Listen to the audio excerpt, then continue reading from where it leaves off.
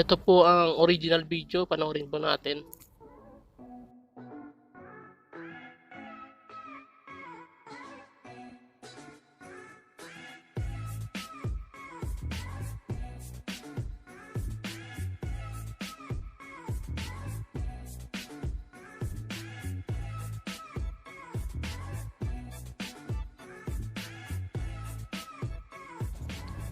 Open po natin ang KineMaster.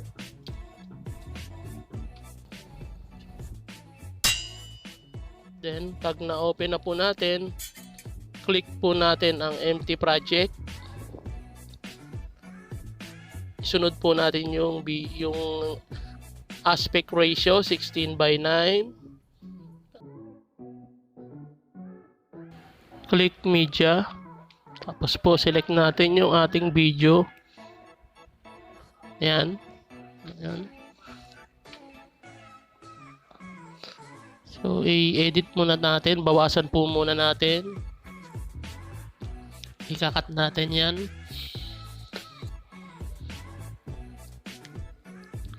Yung gunting, ayan po, i-click natin. Tapos po, trim. Trim left. Ayan po, nabawasan siya. Ayan po yung kandila. Ilagay natin sa upuan, sa gitna po. Ito po yung ating toy gun. Walang spark, wala po sindi. Kunyari, tututok ko po. Ayun po yung aking kasama na siya yung magsisindi dyan. Ayan. Bali, bago siya lumabas, kukuha po tayo ng cut dyan sa split ahead. Ayan, split natin. Bali, mahahati po yung video na yan. Ayan. Tapos po yung pagsindi niya at yung pag alis niya po sa screen sa video na yan, dun ulit natin i-split at play head. Ayan po, na-split natin.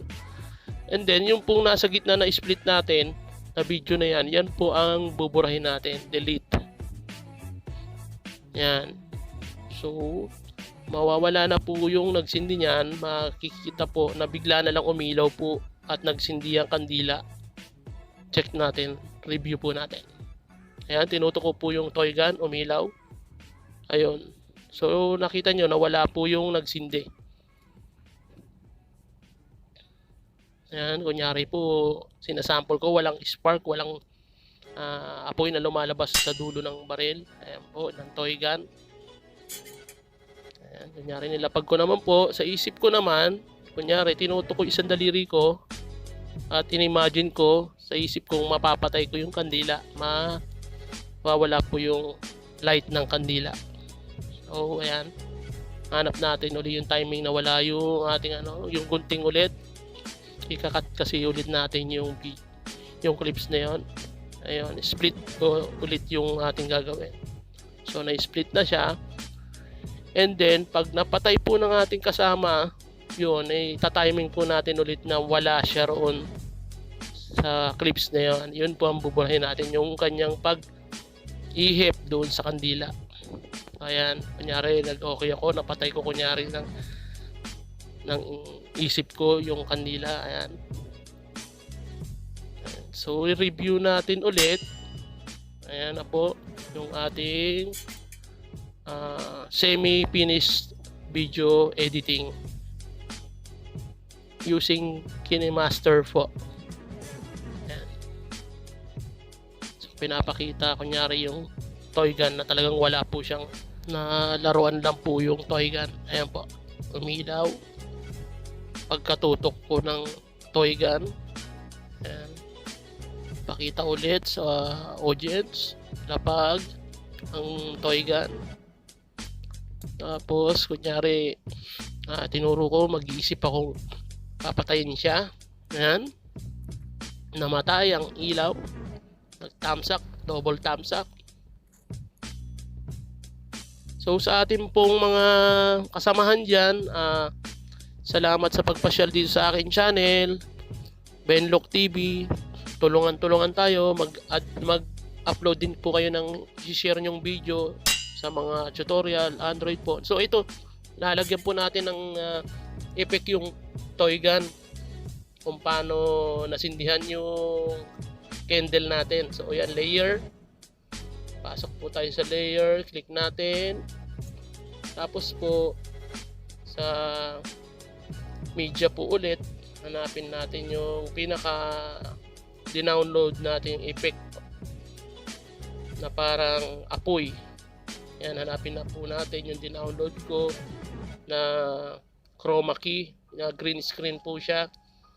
Ayan, open ang chroma key, enable po natin yung chroma key, i-check natin yan para mawala yung green. Ayan, so nakabaligtad po siya.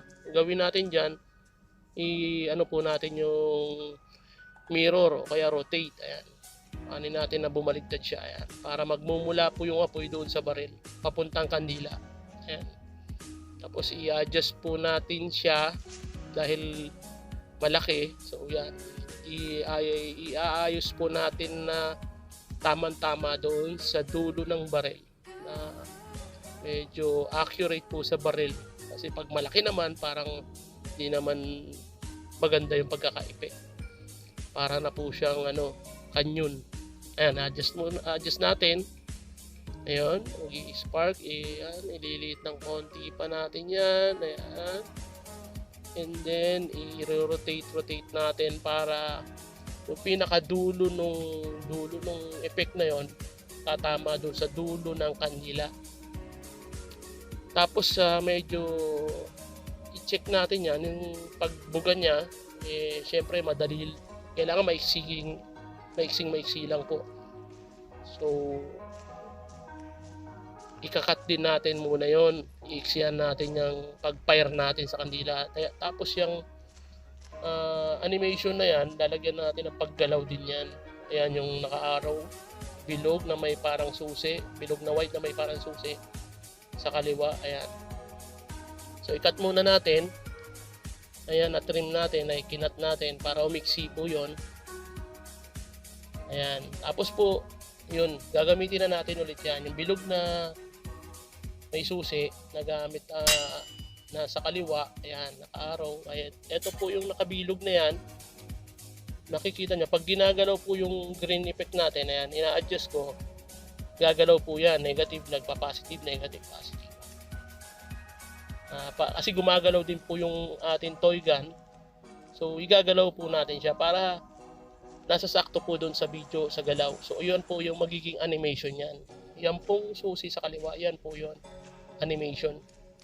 So, susunod po yung apoy sa dulo ng pinaka-toy gun natin para maging buhay.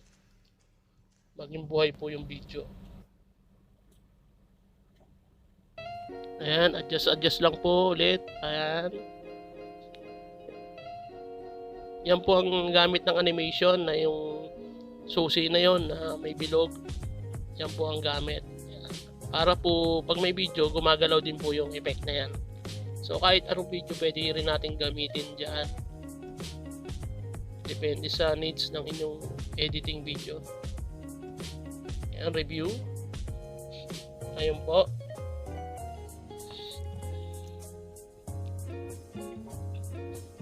Ayan, layer. Lagyan po natin ng ng arrow. Ayan po, yung handwriting. Ayan, magagamit natin yung tools na yan. Ayan, arrow, para po makita ng ating viewers kung ano yung mangyayari. Hindi ina-arrow po natin kung ano yung dapat nilang tignan. Ayun, tayo. Light. Ayan. Ayan, lalapag ko yung toy gun sa tabi ng kandila. Tapos po, gagamitin ko kunyari yung daliri ko at isip ko para i-off o patayin yung light ng kandila. Ngayon, namatay. Kaya iniisip ko siya, by the power of my imagination, I will kill the light. Joke. Ayan po. Lagyan natin ng arrow. Ayan, nakatutok yung aking kaliwang hintuturo sa aking isip. Tapos yung daliri kong kamay, kunyari, pinatay ko ang ilaw ng kandila. Ayan. Okay, by the power of my imagination. thumbs up, double thumbs up. Ayan. Ayan po, pinakita ko na ang toy gun at kandila. So, finished product po. So, yung mga effect niyan, mga background music, ayan, nandito lang po rin sa KineMaster. Mag-download lang kayo sa SnapTube. Ayan. Doon po sa may audio.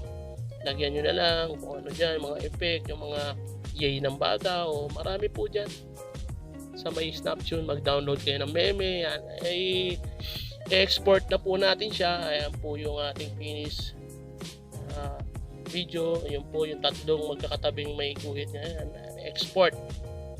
So, export natin. After that, video na po. Kung naka-export na po siya, pwede na natin siya i-upload.